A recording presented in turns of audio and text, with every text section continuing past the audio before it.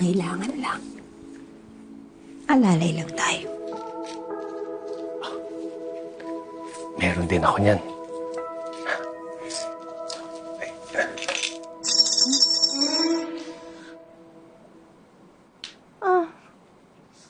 Akala ko na naginip ako. Nagsasalita pala talaga kayo.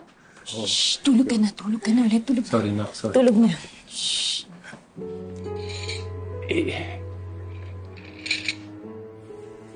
Alam namin kung gaano ka-importante sa'yo.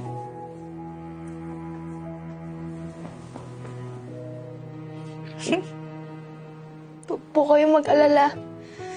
Napupuno ko rin to. Promise. Ingay, no? Sa akin yun. Ang bag ko yan. Oo. No, sama ko dyan. May pangaro din tayo.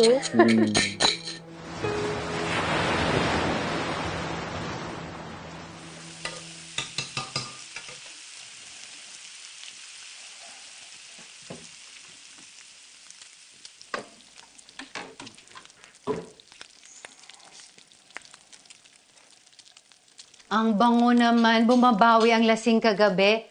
Son, I didn't know you were that hungover. Nakalimutan mo na mag-top. Oh, turmeric for your HO.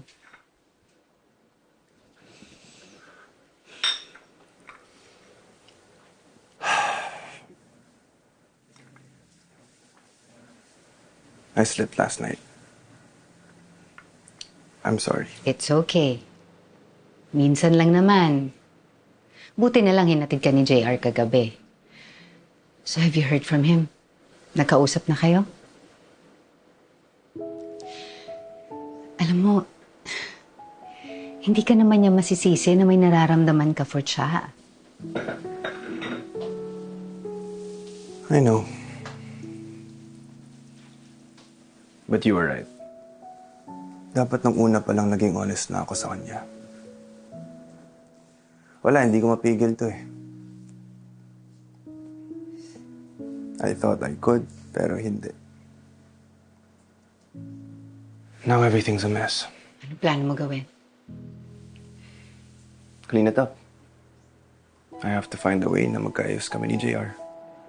What if he asks you to give up your feelings for Cha? I can't do that. Ma, nagsimula ang lahat to. Lahat ng gulo dahil wala, I lied to JR, I lied to Cha, I lied to myself, you know. Simula ngayon, nothing but honesty. Honesty. Yeah. So amin ka na kay Cha? There's something I should do first.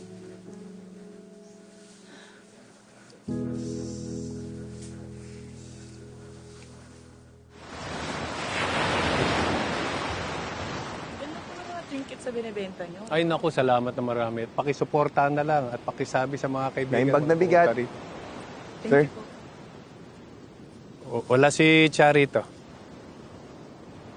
Kayo po ang pinunta ko dito.